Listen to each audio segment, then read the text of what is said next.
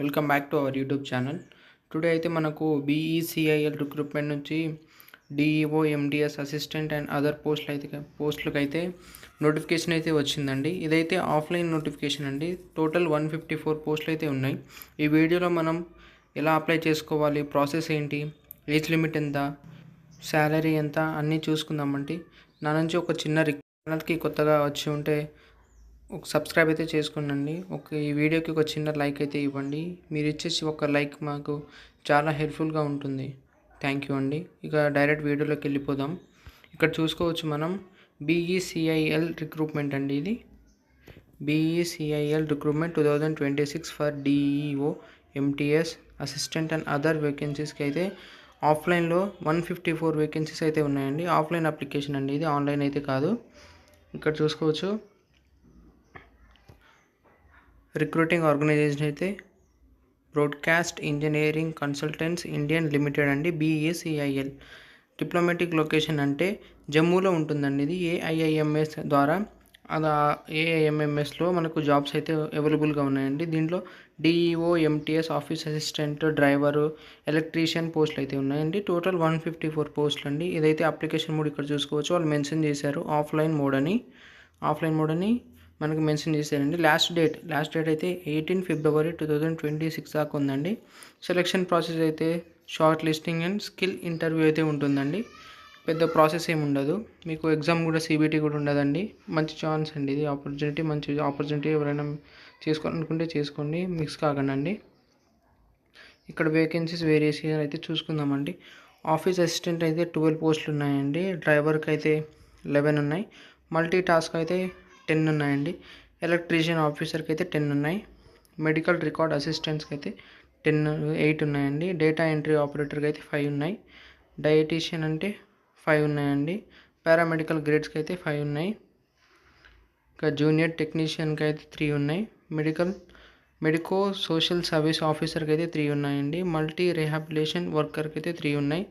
Lab attendant grade 2 అండి. ఇది దానికైతే 6 పోస్టులు అయితే ఉన్నాయండి.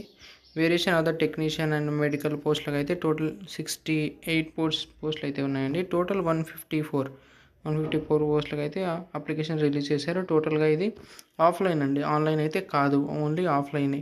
ఎలా అప్లై చేసుకోవాలి, ఎట్లా అనేది కూడా చెప్తానండి. పూర్తిగా ఈ వీడియోని చూడండి, మీకే అర్థమవుతుంది.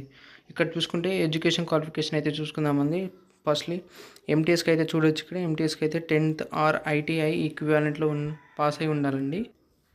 డిఈఓకు చూసుకోవచ్చు. Data entry operator, graduate in any discipline, must processing a typing speed of not less then 8000 key depression per hour. 1 అవర్కి అయితే 8000 కీస్ అనేవి, వర్డ్స్ అనేవి టైప్ చేసే స్పీడ్ అనేది, క్యాపబిలిటీ అనేది ఉండాలండి. ఇది డిఈఓకి. తర్వాత ఇంటర్వ్యూ స్కిల్ అప్పుడు వాళ్ళు చెక్ చేస్తారండి. అప్పుడు మనం మంచిగా నేర్చుకుని వెళ్ళాలి. ఒకవేళ అప్లై చేసుకుంటే మంచిగా బెనిఫిట్ అయితే ఉంటుందండి. ఆఫీస్ అసిస్టెంట్కి అయితే చూసుకుంటే ఇక్కడ graduate in any discipline with proficiency in కంప్యూటర్స్లో అయితే ఒక మంచి ప్రొఫిషియన్సీ అనేది ఉండాలంటండి. డ్రైవర్కి చూసుకుంటే only 10th pass with valid LMV అంటే లైసెన్స్ అండి. హెచ్ఎంవి హెవీ లైసెన్స్ అండి. Commercial licence plus 2 years of experience. డ్రైవర్కి అయితే 2 years ఆఫ్ ఎక్స్పీరియన్స్ అయితే అడుగుతున్నారు. అదే ల్యాబ్ అటెండెంట్కి అయితే 12th with science and diploma in medical lab technology pass అయి ఉండాలండి. అదే టెక్నికల్ పోస్టులకు అయితే రిలవెంట్ డిగ్రీ ఉంటే చాలండి. దీని తర్వాత ఇక్కడ చూసుకుంటే మెడికల్ రికార్డ్ టెక్నీషియన్కి అయితే బీఎస్సీ చదివి ఉండాలండి. అది medical records or 12th science plus diploma in medical records keeping plus 2 years experience అయితే ఉండాలంటండి. ఇక్కడ ఏజ్ లిమిట్ అయితే చూసుకుందాం మనం. The age limit varies by post. మన పోస్ట్ని బట్టి ఏజ్ లిమిట్ అయితే వేరీ అవుతూ ఉందండి. టోటల్ మనకు చూసుకుంటే 18 నుంచి 45 years దాకా అన్ని పోస్టులు కలిపి 18 నుంచి 45 years దాకా ఎలిజిబుల్ అయితే ఉందండి. ఇక్కడ మనకు శాలరీ దానికి ఎంత శాలరీయో చూసుకుందాం ఒకసారి. సీనియర్ కన్సల్టెంట్కి అయితే 1 lakh ప్లస్ ఉంటుందండి. హెచ్ఆర్ఏ, డిఏ, అదర్ ఎలవెన్సెస్ అన్నీ కలుపుకొని 1 lakh ప్లస్ 120 దాకా వస్తుంది. అదే చీఫ్ నర్సింగ్ ఆఫీసర్కి అయితే 78 ఇటు అటు పోను ఒక 90,000 దాకా వస్తాయండి. అదే ఆఫీస్ అసిస్టెంట్కి అయితే 35,000 అండి. అదే డేటా ఎంట్రీ ఆపరేటర్కి అయితే 20,000 ఉంది. మల్టీ టాస్కింగ్ అయితే 18,000, డ్రైవర్కి అయితే 20,000 అండి. ల్యాబ్ అసిస్టెంట్ కూడా 20,000. టెక్నీషియన్ అసిస్టెంట్ వాళ్ళకైతే 25 నుంచి 44,000 దాకా ఛాన్స్ ఉందండి రావడానికి.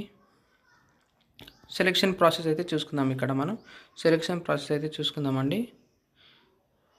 చూసుకోవచ్చు ఇక్కడ short listing applications will be screened based on the eligibility criteria అండి. ఇక్కడ షార్ట్ లిస్ట్ చూసుకుంటే మన ఆఫ్లైన్లో పంపించే ప్రతి ఒక్క అప్లికేషన్ని వాళ్ళు చెక్ చేస్తారండి. దాంట్లో వాళ్ళు అన్ని బెస్ట్ అనేది క్వాలిఫికేషన్ ఎవరికి ఎక్కువ హై ఉంది, ఏంటి ఎక్స్పీరియన్స్ ఎలా ఉంది అనేది అన్నీ గ్రైడ్ చేసి తీసుకుంటారండి వాళ్ళు.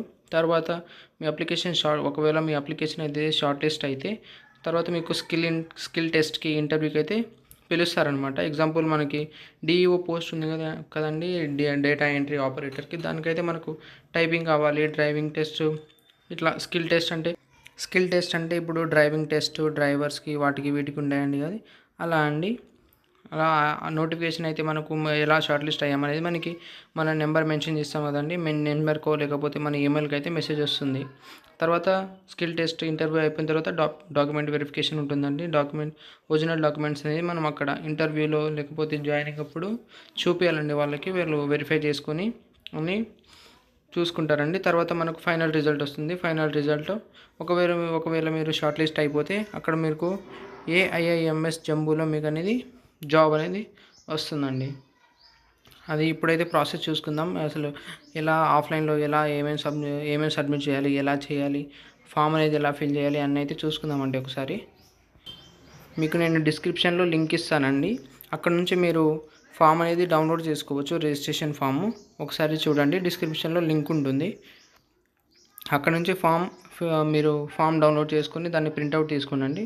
ప్రింట్అవుట్ తీసుకున్న తర్వాత only fill the form in capital letters అండి. క్యాపిటల్ లెటర్స్లోనే ఫామ్ అనేది ఫిల్ చేసుకోవాలి.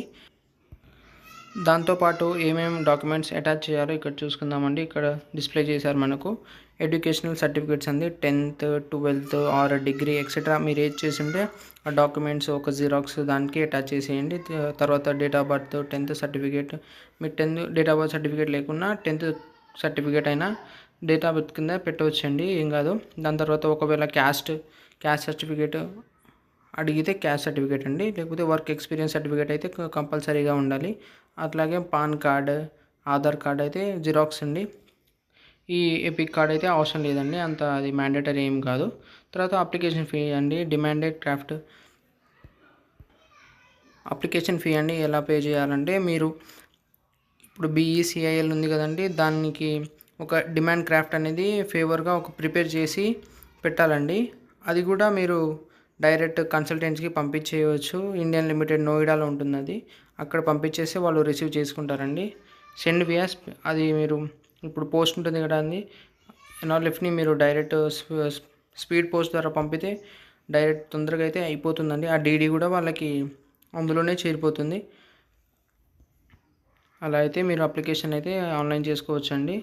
ఇక్కడ మన అడ్రస్ చూసుకుంటే broadcast engineering consultant Indian limited BECIL Bhavan అండి. ఇక్కడ అడ్రస్ కూడా ఉంది. ఇక్కడ చూడండి అడ్రస్ కూడా ఉంది ఇక్కడ. ఈ అడ్రస్కి మీరు అప్లికేషన్ అనేది సెండ్ చేసేస్తే మీ అప్లికేషన్ అనేది వాళ్ళు చూసి షార్ట్ లిస్ట్ చేస్తారండి. అప్లికేషన్ ఫీ అయితే చూసుకుందాం ఒకసారి. General category OBC EWS service మెన్స్కి అయితే 255 రూపీస్ ఉన్నాయండి. అట్లాగే SC ST PH దివ్యాంజన వాళ్ళకైతే నిల్ అండి, పేమెంట్ ఏం లేదు. ఒకవేళ మీకు దీని గురించి ఇంకా ఏమైనా పూర్తి డీటెయిల్ కావాలా, లేకపోతే అప్లికేషన్ ఎలా సెండ్ చేయాలి ఏంటి అనేది ఏమైనా అర్థం కాకపోతే నాకు ఒకసారి కామెంట్లో మెసేజ్ చేయండి, దాని మీద కూడా ఒక వీడియో చేస్తాను.